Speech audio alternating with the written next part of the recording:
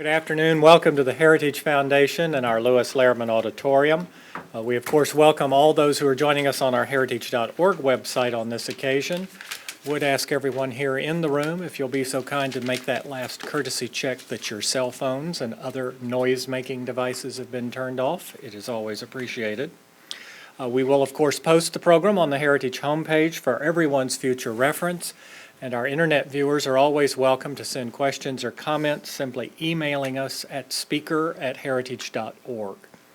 Hosting today's program is Anjali Schrader, our program associate in the Young Leaders program. In her activities there, she oversees the competitive semester internship program here at Heritage that hosts over 200 interns annually. As part of our Young Leaders program efforts to reach out and promote our mission to the next generation, she also coordinates campus outreach activities, internal briefings with visiting groups, and our weekly newsletter that reaches students all across the country. Before joining Heritage, Ms. Schrader served for 4 years at the Center for Urban Renewal and Education as executive assistant and office manager for our good friend, the syndicated columnist and conservative personality Star Parker. Before that, she interned with Chuck Colson's Prison Ministries in their Breakpoint division. She earned her bachelor's degree in journalism from Patrick Henry College. Please join me in welcoming Anjali Schrader. Anjali? Thank you, John, and welcome everyone. I'm excited that we're hosting an event on the very last day of Women's History Month, and I'm glad you guys are here to join us. I'm really excited about what this panel has to say because I think that a lot of times you hear feminism and you think conservatives, feminism, is that an oxymoron? The Foundry recently did an article on this, and I think what we found is that such political philosophies that limit women to certain types of issues really assume that women lack the intellectual capacity to choose their own views and their own opinions and a broad variety of different issues. So I'm really excited to hear about where kind of feminism has been and where it's going from three of our panelists coming today. So let me start by introducing them, and then I'll turn it over to them, and we'll have time for a question and answer at the end. So Karen Agnes is the founder and president of the Network of Enlightened Women, the nation's premier organization for conservative university women. She's a graduate of the University of Virginia, where she founded NEW after a summer internship in Washington, D.C. Karen has worked to grow NEW from a book club at one campus into a national organization with chapters at campuses nationwide. I believe you have 14 schools now? Yeah. It's growing. Upon graduation from the University of Virginia School of Law, she practiced law at Wiley Ryan LLP in Washington and regularly speaks on campuses and has been interviewed on national television and radio shows such as Fox and Friends, Hannity, The Kelly File, and Cavuto. In August of 2013, she was named to the Republican National Committee's Rising Star program, and in 2012, she was selected for the Forbes 30 Under 30 list for law and policy. After Karen, we will hear from Mona Charan, she's a syndicated columnist and political analyst living in Washington, D.C. She received her undergraduate degree at Barnard College, Columbia University with honors, and holds a law degree in law from George Washington University.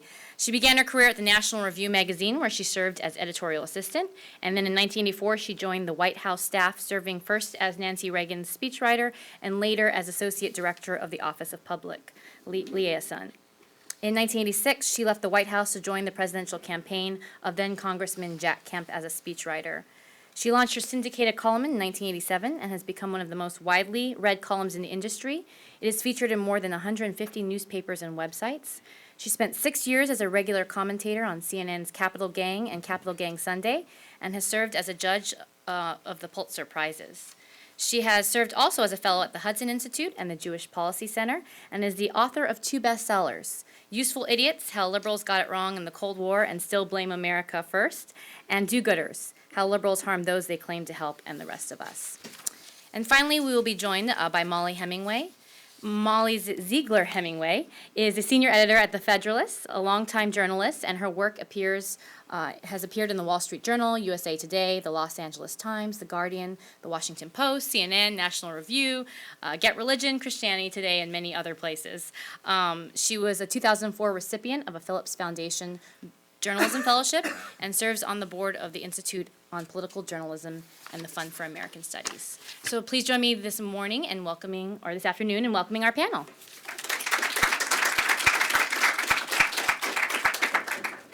Thank you. Do you consider yourself a feminist? According to a HuffPo YouGov poll from last year, only 20% of Americans self-identified as feminists. High-profile, successful women really disregard and are at odds over this question of whether to embrace the term feminism. You remember Marissa Mayer? She's the one Yahoo CEO who got in a little bit of trouble last year for ending the work from home policy at Yahoo. Well, in a PBS AOL documentary, she didn't just reject the term feminism, she spoke out against some of the problems. She said, "I don't have sort of the militant drive, the sort of the chip on the shoulder that sometimes comes with feminism. And I think it's too bad. But I do think feminism has become, in many ways, a more negative word." Why does this matter? The rejection of the term feminism suggests that a lot of women question whether feminism is actually making their lives better today. We talk a lot about policies that are supposedly going to help women in the workplace, and yet, a working paper, The Paradox of Declining Female Happiness, in this paper, 2 professors found that women's overall level of happiness has dropped since 1972. The paper reads, "Relative declines in female happiness have eroded a gender gap in happiness, in which women in the 1970s typically reported higher subjective well-being than did men." Remember Anne-Marie Slaughter's article from June 2012, "Why Can't Women Have It All?" This sparked quite a debate. Women are grappling with these questions. And so today I'm excited to talk about what are the problems with feminism today and where can we go from here. I'll grade feminism in the context of young women and then talk about some policy solutions. Now let's first talk about education. We know that education is one of the keys to career success, and we know that women are succeeding in higher education. According to the National Center for Education Statistics, during the 2009-2010 year, women earned more degrees than men. Not just in associate's and bachelor's degrees. In associate's degree, women earned over 62%, bachelor's over 57%, but even master's degrees over 62%, and doctoral degrees over 53%. And some schools even have 60-40 ratios, female to male. And I can tell you from speaking on campuses, the women on campuses do not always like this. But while women are succeeding on campuses, too many women's groups still treat young women as victims when it comes to academia, in need of special protection. A recent public service campaign demonstrates this and also shows the problem of relying on outdated statistics.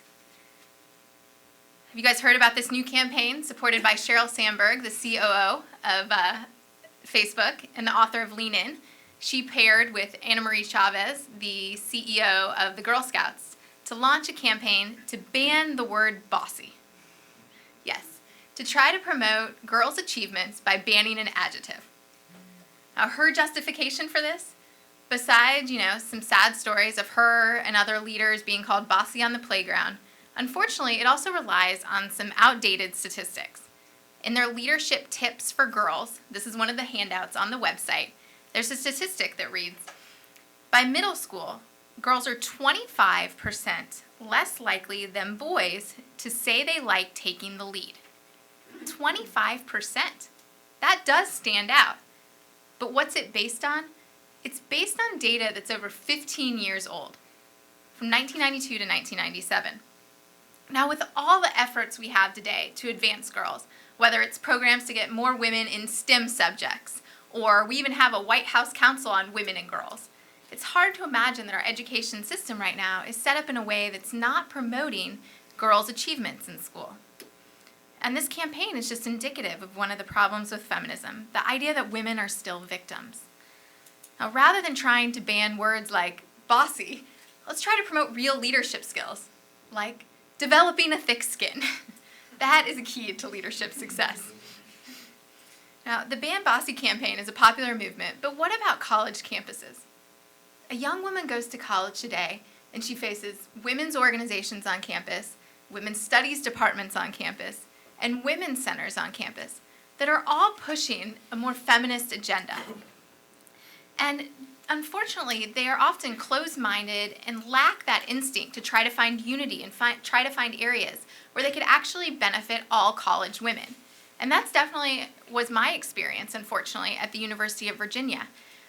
Before my third year of college, I came out here to D.C. and interned for Senator Lugar on the Hill and had a wonderful experience being surrounded by a lot of smart, ambitious women who wanted to talk about the issues and didn't want to just throw out kind of political one-liners, but were really interested in how the legislation was going to affect them as women.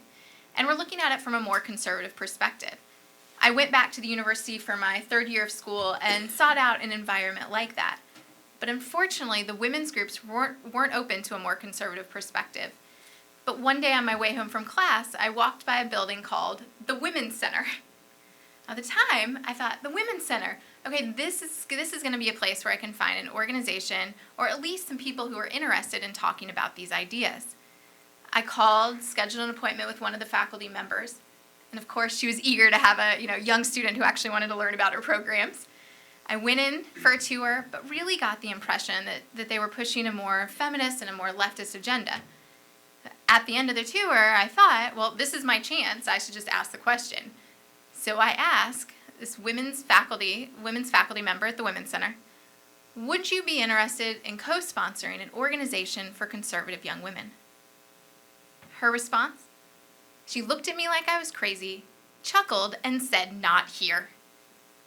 And that was my first real interaction with feminism on campus. And unfortunately, I think it's the reaction that a lot of conservatives on campus face today. Now, NEW has now grown. We seek to cultivate a community of conservative women and expand intellectual diversity on campus. And I think the fact that we've grown and now have expanded to over 20 college campuses across the country shows that there's a demand that's not being filled by the women's groups and the women's studies departments and the women's centers on campuses. So it's continued to grow, and I think that shows a real need for it. Now, that wasn't my only negative experience. I've got one other story to tell. At our second meeting, I was really excited because some campus feminists came to the meeting. They ran the campus feminist magazine, wanted to come, and we had what I thought was a very productive and a really interesting conversation. It got a little lively, but it was a lot of fun talking about the issues. But what did they do afterwards? They ended up putting a caricature of what they thought a conservative woman was on the cover of their campus magazine. What do you think that is? It's a woman who in one hand is reading a recipe book, in the other, she's stirring cookie batter, and she has a machine connected to her midsection that's popping out babies. To them, conservative women were just baby-making machines. And this is how anyone who's trying to bring a more conservative perspective to the topic of women on campus, that's how we were treated. Now, where can we find, unity? I think it's important for the women's groups to think about what we could be doing to benefit women in this country. And I think if we want to do that, we've got to be able to have meaningful conversations about a number of topics. One area is, I think, how women have been treated in the media. We know that the coverage of female candidates matters, so thinking about how we treat female candidates could be an area where we could find some unity. Another area to think about is women in the workplace. Let's talk about the Fair Labor Standards Act, because I think this is a great example. According to it, certain employees get overtime cash payments when they work overtime. We all know how that works, right? Like, you work overtime, you get overtime pay.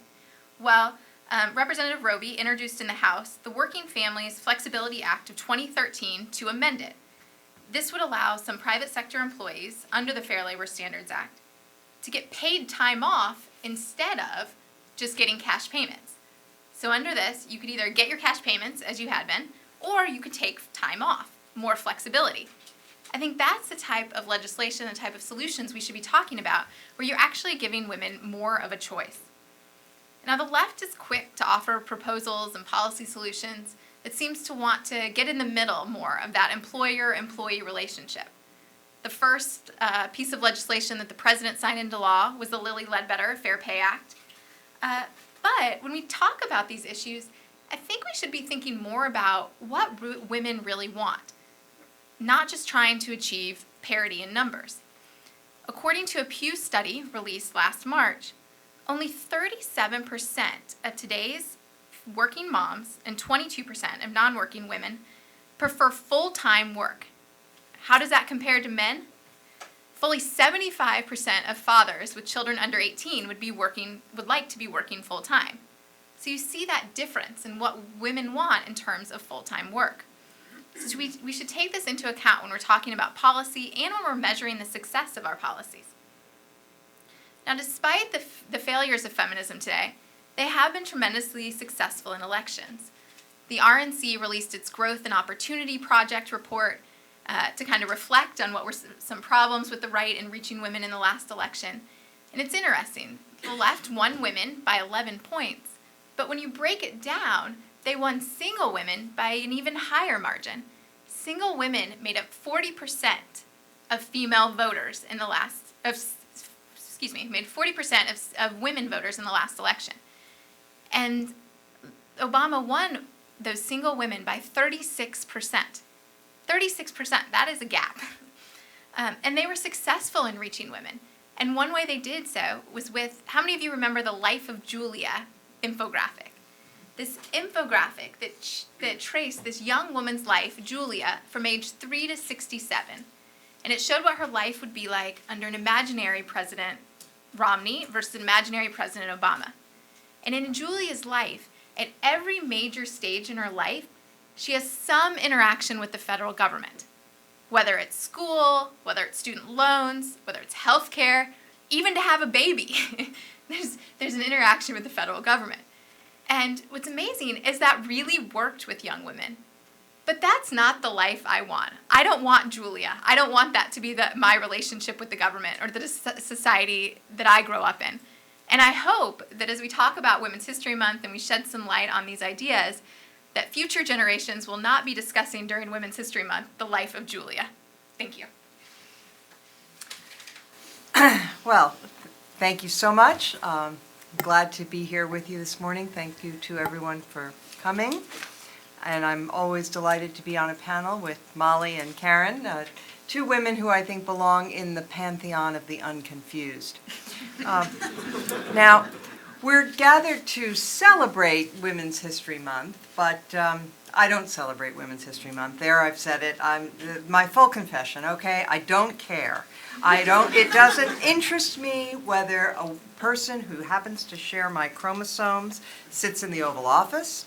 Doesn't interest me how many women members of the Senate there are.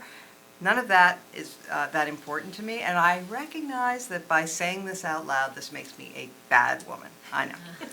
So there it is. I am not now, nor have I ever been a feminist. I regard feminism as having been very badly misguided on most of the important things that conduce to human happiness. Those things are love, sex, family, career, community, all those things. Feminism went off on in bad directions. This most emphatically, though, does not mean that I don't care about women. I very much do, and I care very much about men and children as well. And it saddens and worries me that feminism has done so much damage to the happiness and the well-being of all three of those groups. Now, one of the follies of feminism has been a tendency to evaluate women's progress purely in terms of women's marketplace performance. Sheryl Sandberg, who Karen referred to, much celebrated author of Lean In, and is now I think, though, she's the part-time national scold, who is bossing us around by telling us that we cannot use the term bossy about little girls. And if anybody has ever known a little girl or been a little girl, you know that they can be bossy.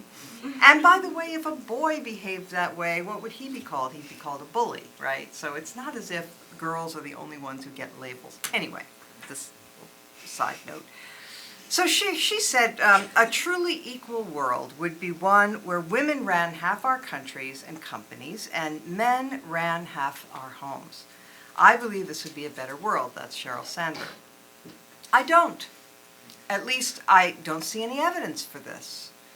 Women have run quite a few countries, and I defy anyone to say that their femininity had any bearing on whether they were good or bad leaders. Cristina Kirchner of Argentina, terrible leader. Margaret Thatcher, great leader.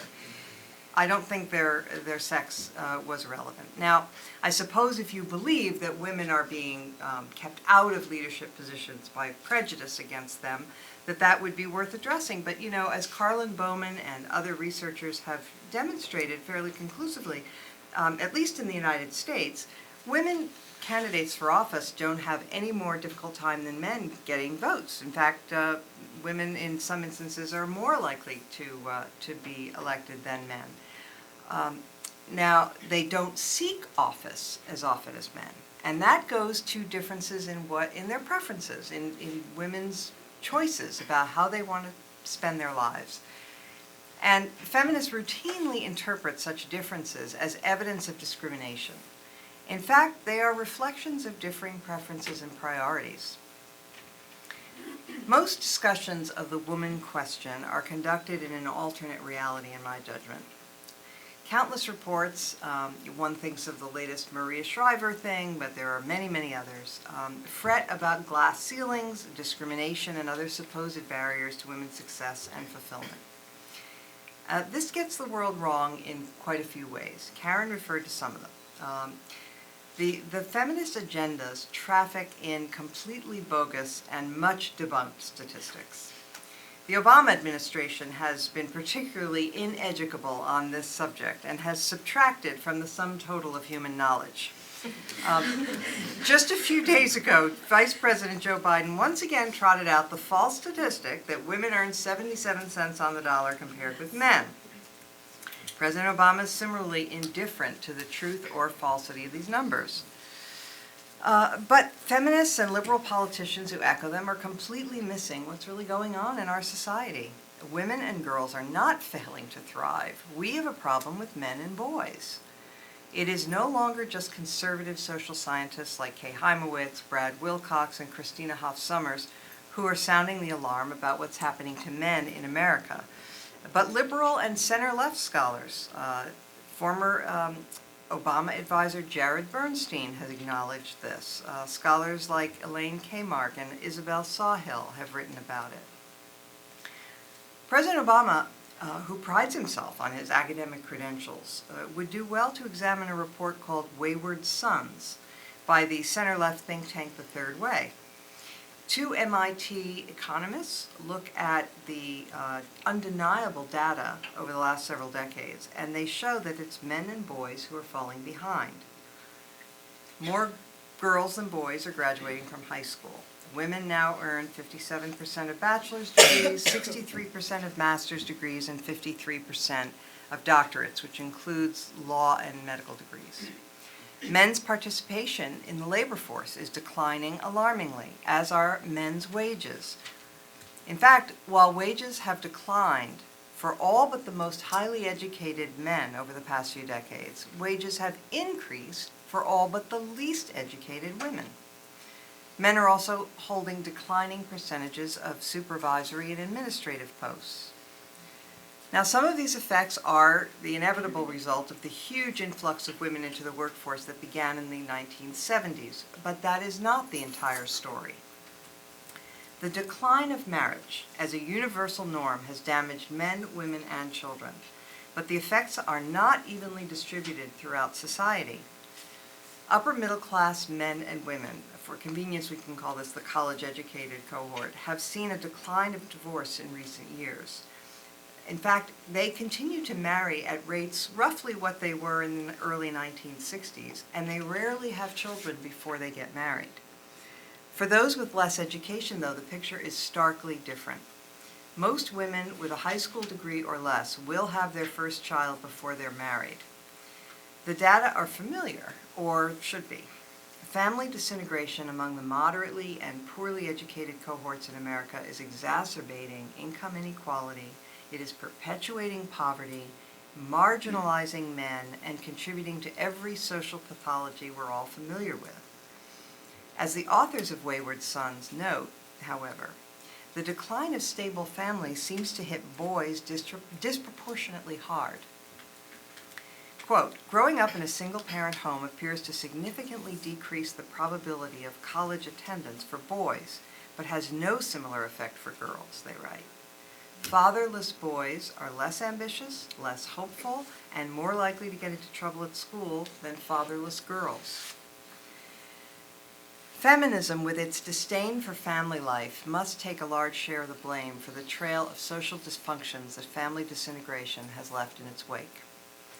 Even supposing that you were indifferent to the welfare of boys and men, the decline of men's participation in the economy and in family life should still be alarming.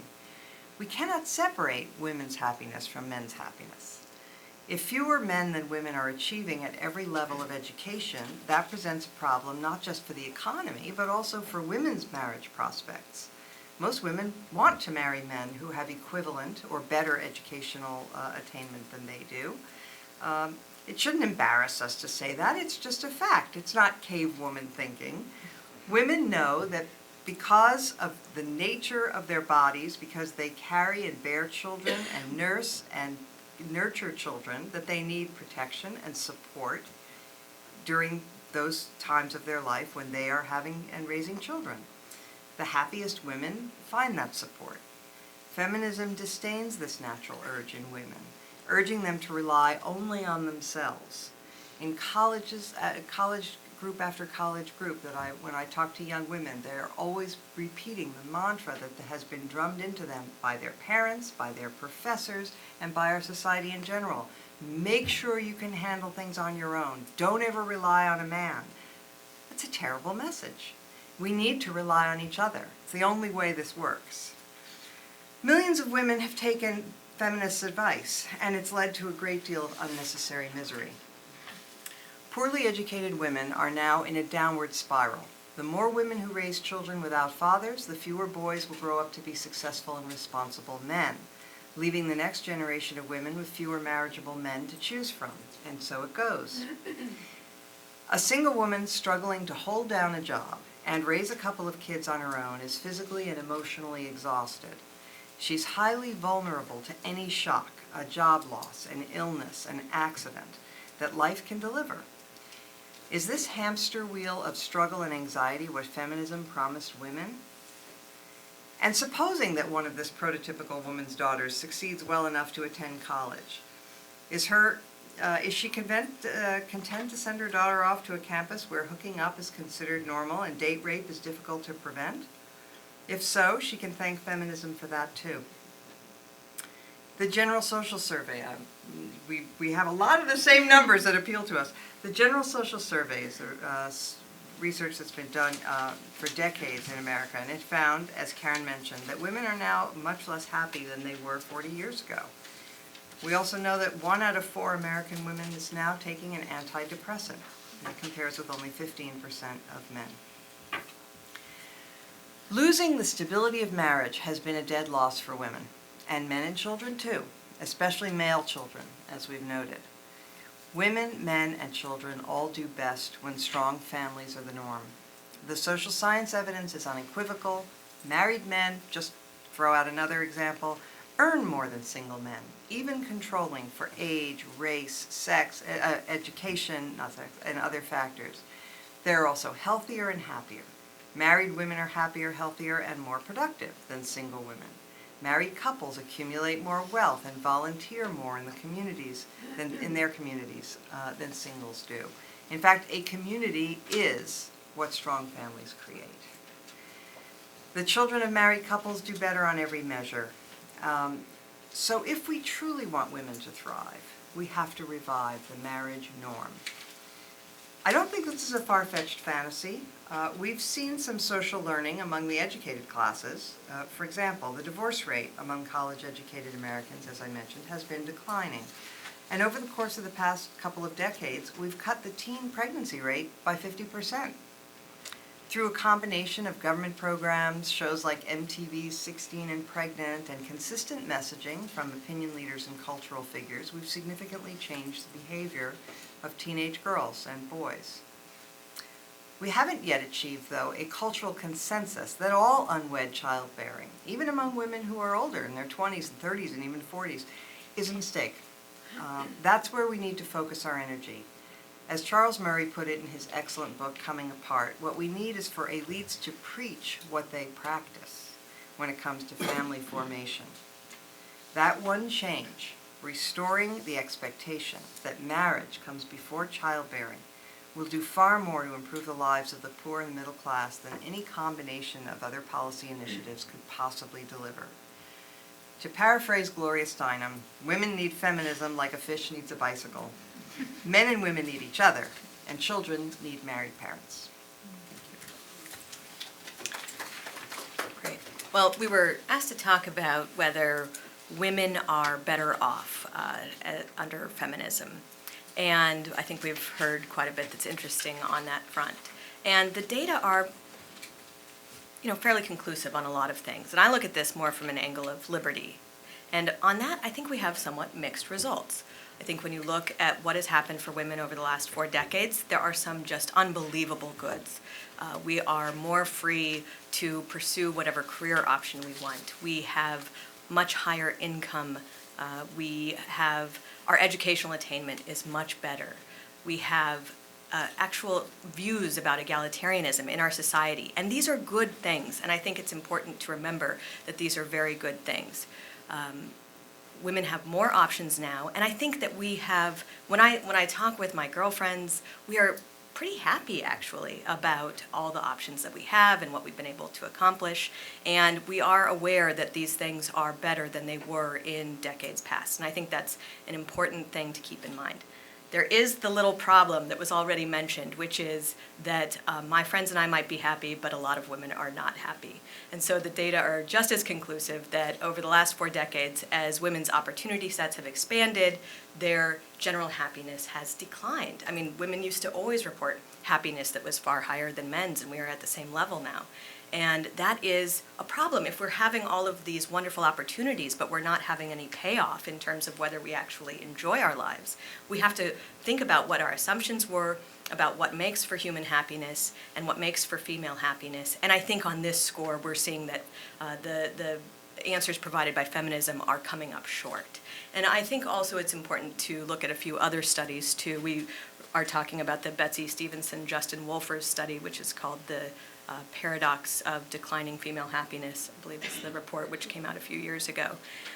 It's also interesting to note that as women have entered the workforce in huge numbers, and men have taken on some more domestic roles, men report that they are much happier with their forays into traditionally female spheres than women report about their happiness in entering traditionally male spheres. I find that fascinating.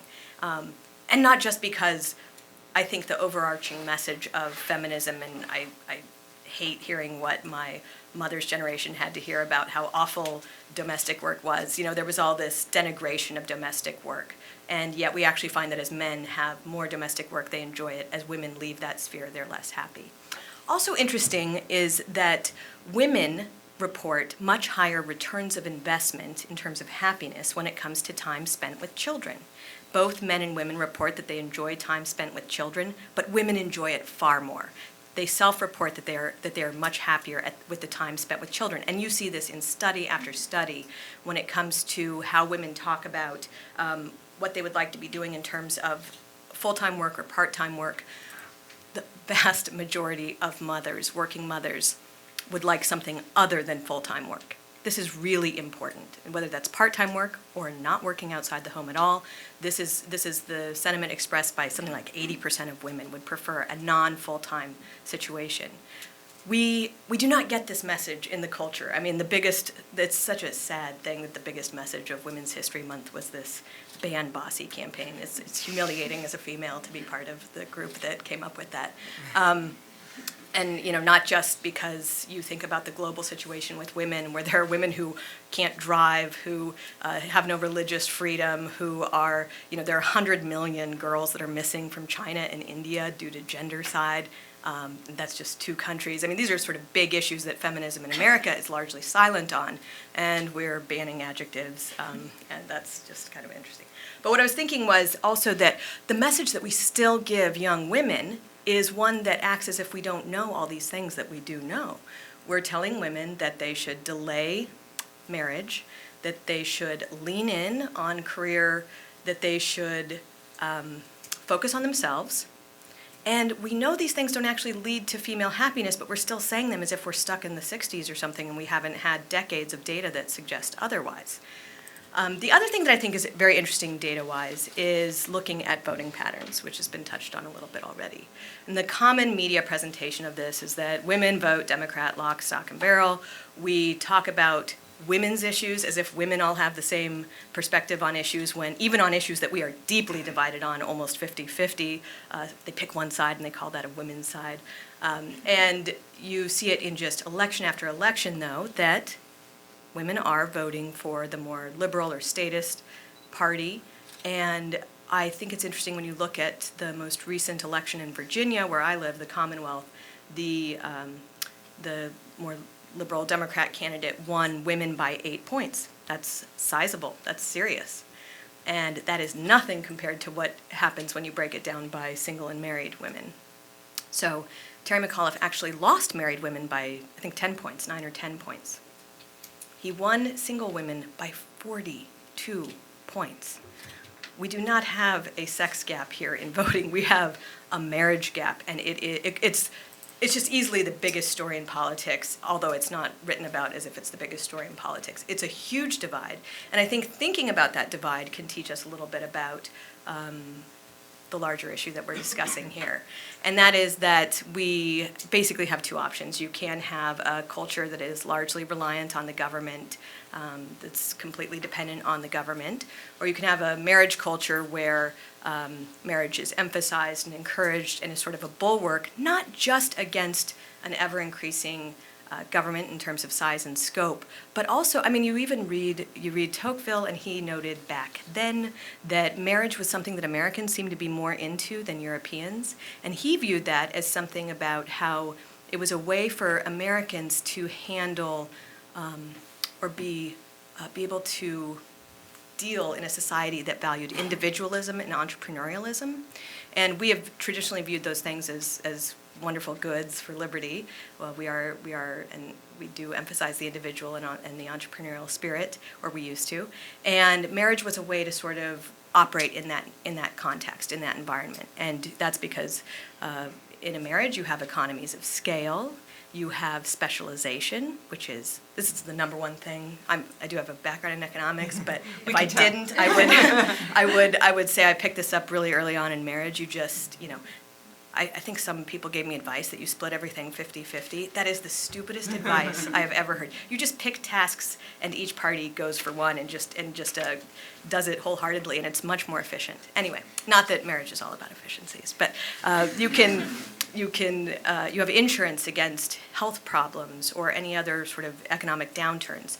Marriage is a really, really important thing in a society that values risk and entrepreneurship and individual liberty. It's also really important if you want to not have a huge government state. And that's an important thing for the flourishing of the human condition. To maximize liberty, you cannot have a state that is ever increasing and ever growing. It is not surprising that as the family declines, you see the growth of the state. This is a much bigger issue than just a given, a political election or whatnot. This actually speaks to the very health of our society and the flourishing of the next generation of people. Anyway, I also just wanted to, what was the, dang it, one more thing. Oh, on the issue, you'd said marriage must come before childbearing, Mona. And I think that is a really important thing. I'm less interested in government solutions than how cultures can respond to problems that are in our midst. It is important that marriage come before childbearing, but I think that is important that we understand that delaying marriage to the age of 38 is a really difficult thing if you want to have childbearing happen before marriage. And so it's important that we also kind of understand that, and I say this as someone who got late married myself, and my husband and I think about this all the time, how much we could have done better by marrying earlier. Marriage does have tremendous benefits, but you need to get into them in order to enjoy them. And so we even as people who don't identify as feminist or whatnot, we still encourage women not to get married or to delay marriage. We encourage our boys and our girls to delay marriage. I think that has had some negative effects on our society. Of course, you don't want to marry poorly, and that can cause just as many problems in terms of the government needing to come in and take care of a weak population, but we're sort of unnecessarily delaying it. So everybody go out right now, go get married if you're not married, and we should be able to solve all these problems. But I mean, the data on that are also fairly conclusive. If you take people who are continually married versus people who are never married, I think the never marrieds are something like 73% lower wealth. If you have people who were married and divorced and not remarried, it's also something like 73 or 75% lower. Their wealth is significantly lower. This is a huge deal. If you care about income inequality at all, you basically have to care about marriage. This is just one of the most important parts of the story that's out there, and it's one that we don't talk about enough in our media and in our culture. It's a way of helping people flourish. So. Awesome. Well, I think we've started a great conversation here, and I'd love to open this up to question and answer. Just a reminder, we will have 2 people with mics in the back. So just raise your hand. Make sure that you get a mic so that we can hear the question for the viewers online. And if you wouldn't mind saying who you are and who you represent. And then remember, all good questions end with a question mark. I'm wondering if I can start by asking a question to our panel. I know a lot of times when we look at liberals' view of feminism, they often limit women in their choices. They assume that the government can make choices better for women. You think about school choice or the abortion issue. They don't want women to see a sonogram because it might change their decision. Or, in school choice, they don't want to give women sometimes that decision to choose the best school for their kids. So I need to end with a question, right? A question mark. So how can we change that dialogue? And also, how come you think so many women buy into this argument when it limits their choices and their empowerment as a woman? I'll jump in. I think it's very clear when you look at the situation that women are in, it's very clear why they vote Democrat.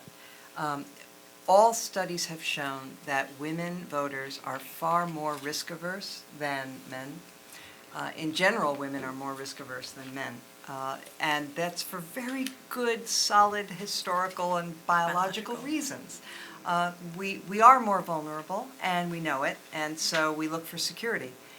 I think, unfortunately, that we've come to look for it in the wrong places. Many women in, as I mentioned, the high school dropouts and less well-educated women may feel that they don't have good choices, that they don't have marriage prospects, that there isn't the expectation of marriage, and that's very hard for them.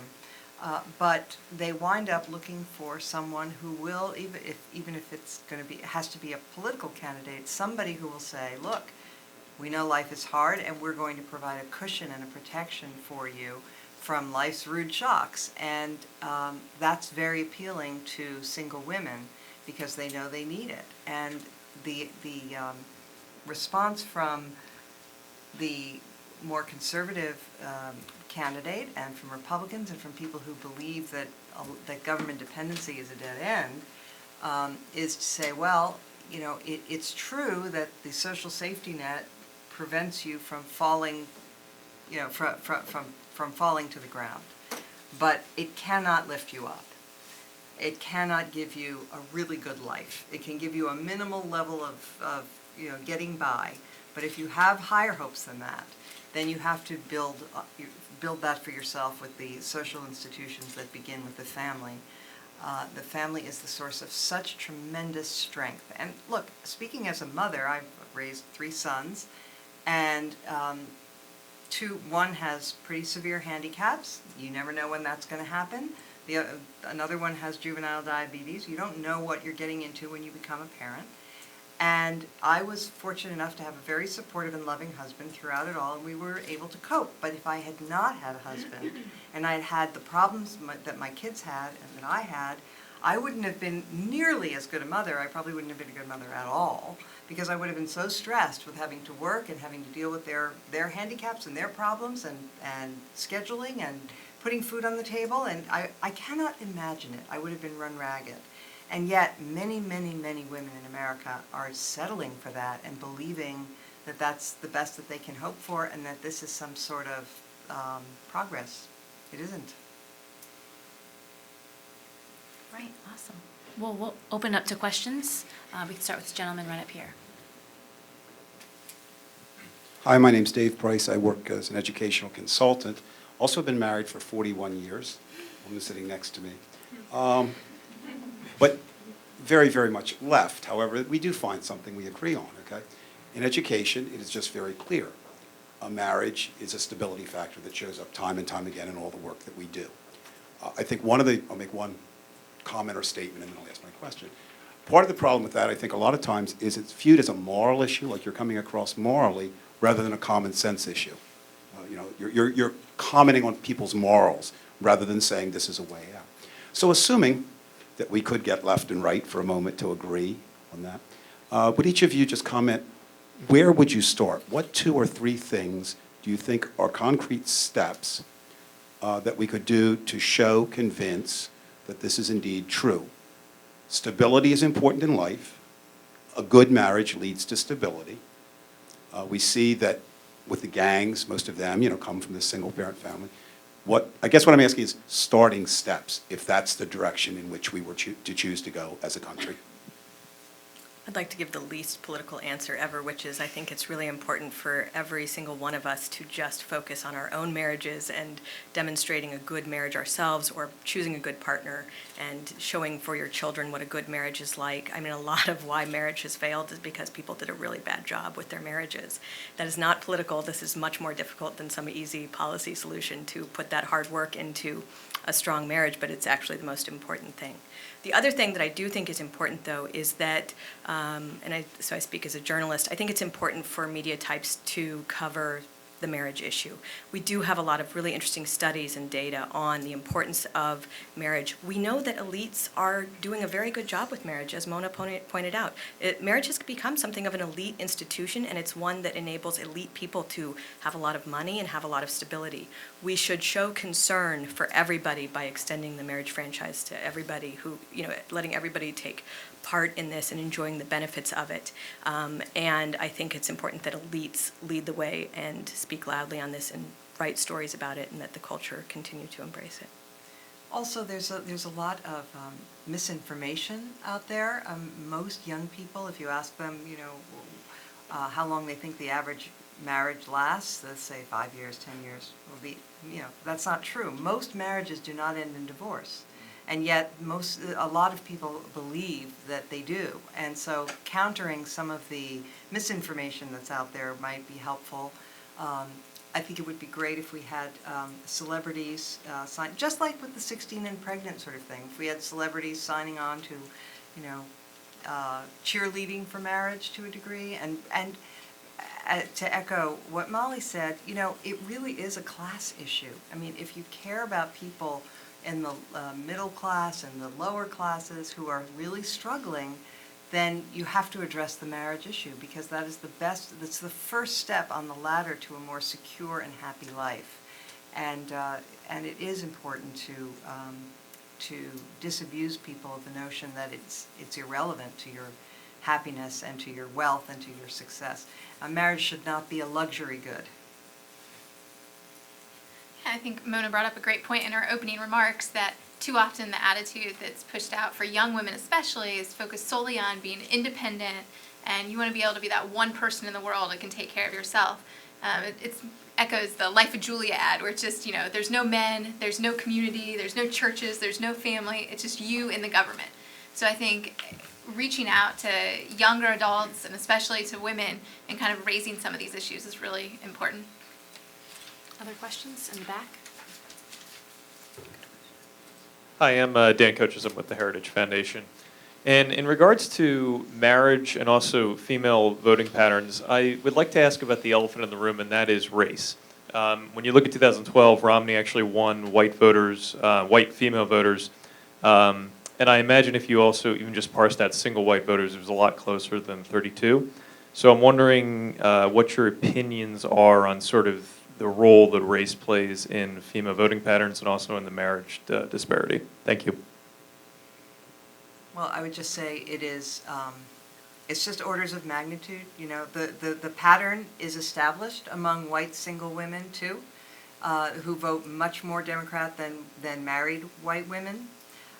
But it's just more dramatic in the minority community, especially among African American women, where it's like 97% of single African American women voted for Obama, which, something like that, okay? And among Hispanics, it was also very high, not quite that high. But the pattern is one, and of course there are many more singles in the African American and in the Hispanic communities. Marriage hasn't declined quite as much among whites, but it's getting there. It's definitely getting there fast. And so the point is that it is marriage, not race, that is the issue. As to why marriage declined more rapidly in those communities, that's a separate question. But it's the decline of marriage that's the lodestar for why their voting behavior is what it is. As I mentioned, that search for security is very important. I would just add that apart from the political issue, the economic costs of the decline of marriage in the Black community have been particularly troublesome. And it's another reason why I think that if we care at all about income inequality or poverty or it is a very difficult life to raise children alone, and we should care about this issue. There are millions of people who live this reality every day, and we are talking about, silly word campaigns or whatnot.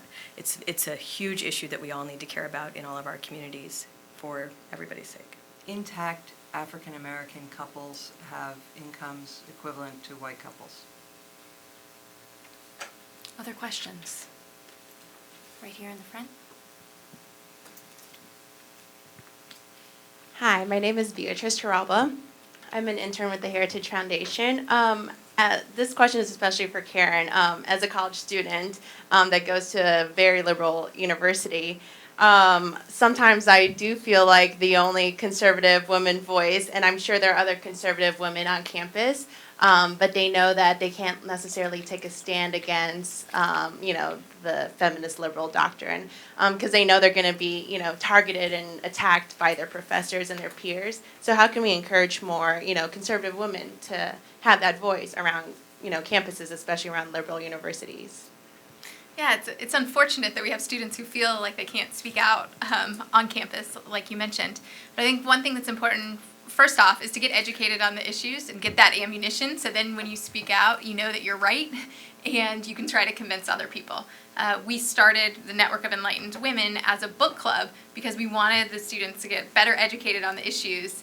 And then we found once you got educated on them, you just can't keep it in. You want to speak out on college campuses, and you want to kind of let other people know about what's going on. So I'd say get educated. And then often what we find is on campuses, there's a few professors who actually do hold more conservative beliefs, or at least open-minded and want to encourage students to go down that route.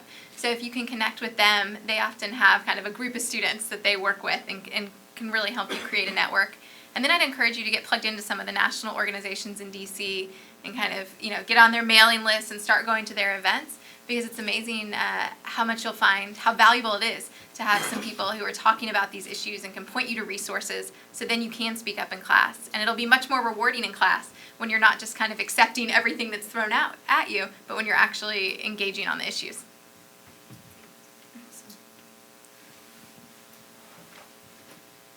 Hi, I'm Charlotte Reinick, just an interested bystander. As a conservative, and like most people in the room, I have a visceral revulsion to sort of pandering by race or sex, and I was wondering if the panel could please comment on treading the fine line between pandering and persuading as far as targeting messages to women without pandering to them, or if that's even possible. I think that's something I sympathize with myself, and I come from a more libertarian side of things, where we like to talk about data and philosophy, and we're convinced by reason, and if you're not, then you're wrong, and that anybody who was already going to be persuaded by data is probably already persuaded by data, and I've had to kind of start thinking more about. I think Jonathan Haidt's writing on this is very interesting, about how everybody has sort of different moral calculus, and different people are motivated by different things. And that's how I view it, less than, women are this way and men are this way, but everybody has a different value that they hold nearest and dearest to their heart. And I do think it's true that for a lot of women, we care about community and you can give people sort of a choice between different ways of what community can look like.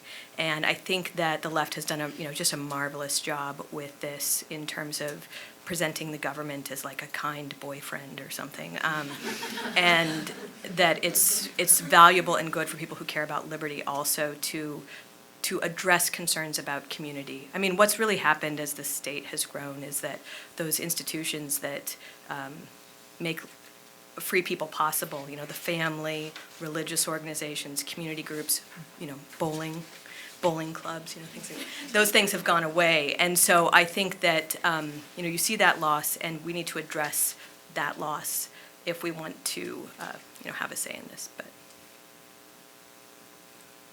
There's a question up in the front.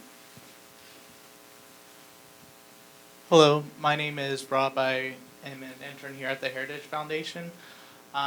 As a conservative male, I'm wondering what advice you could give men who are seeking to go out there and explain to people or gain more people's understanding of conservative policies, how we can talk to women without being just discounted right off the bat as you're not a woman, so obviously your opinion doesn't matter.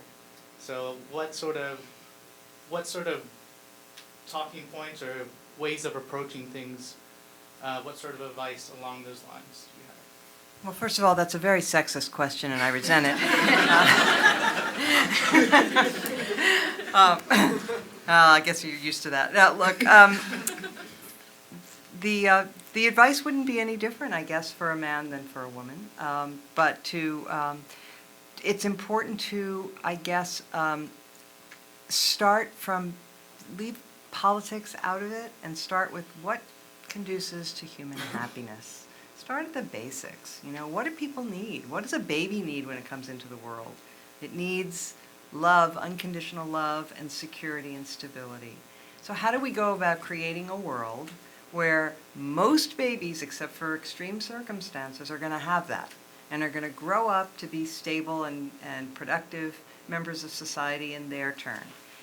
Well, it turns out that if you start from the very basics and you start trying to build a world that creates the best, most conducive environment for human flourishing, you come up with something that looks like strong families, strong communities, a vibrant private sector, and a limited government. So that's the way I would approach it. Ask, what do people need for their happiness? I guess I'd jump in. At a practical level, if you feel like your opinions are getting discounted, especially when you're talking to other young women, I find it's helpful if you can forward columns by female columnists, female conservative columnists like Mona, that sometimes, I know some of the guys on campus find that to be particularly helpful. And also, I'm glad you brought that point up about, the role of men, because I think one problem we do have in feminism today is that too often you see men getting put down. And we definitely see that on the college campuses. And so one of the things that we've done as an organization is said, hey, let's do something to support all the great men who are out there. So actually this month we're running an event called the Gentleman's Showcase, where students can nominate men for gentlemanly acts by posting a photo and a note on Facebook why their guy should be the new gentleman of the year. So I think finding some positive ways to support men is helpful. And that decided tomorrow, right? Yes, today's the last day to vote. I also think it is important to understand that you will be in a hostile environment at times. I'm having flashbacks to the University of Colorado, thinking about the college students here. And, there were just people who were very hostile to different types of views. I think that you do your best, you make your case. If people say that you have no right to speak because of this, that, or the other, just respond rationally, question the assumption, and sometimes if someone says something silly like that, they can't go much further than that. So if you just question them and ask them, that objection that they have sort of falls away. I think we have time for one final question. Now, you brought up the Ban Bully campaign. Ban Bossy. Bossy. Bossy, okay. My apologies. The Ban Bossy campaign. Do you think this is indicative of, you've spoken about divisions within the feminist movement, and that this is really a result of trying to find a unifying theme when it's really difficult to actually find one? It does some sort of admit admit something when you are down at the level of banning adjectives that maybe you have exhausted a lot of what you came or set out to do. So I do love, though, that so many women across all sorts of, across the spectrum came out and mocked that. I think mockery is the only appropriate response. And I was heartened to see people, not just conservatives or libertarian women, but liberal women as well. It was embarrassing, for us. And we had some nice unity on that. Awesome. Well, please join me in thanking our panelists for this great discussion today.